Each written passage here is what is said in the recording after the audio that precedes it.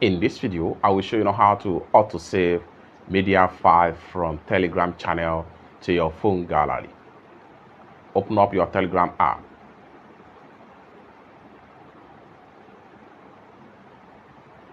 Click on your profile name.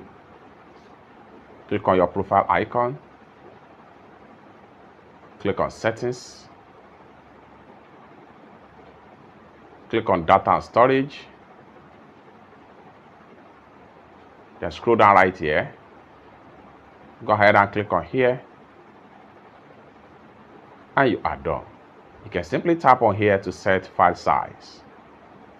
And this is going to pump up right here. Now, photos and video will be automatically saved to your phone gallery from channel. However, you can control the file size right here. So for that, you can decide to turn down the file size for every file, which simply means that for every file that is larger than this is going to be auto-saved to my phone gallery. It's that simple. For more useful tutorial, tips and tricks on how best to use Telegram channel, consider to subscribe. Thank you so much for watching, and I hope to see you in my next video. Bye for now.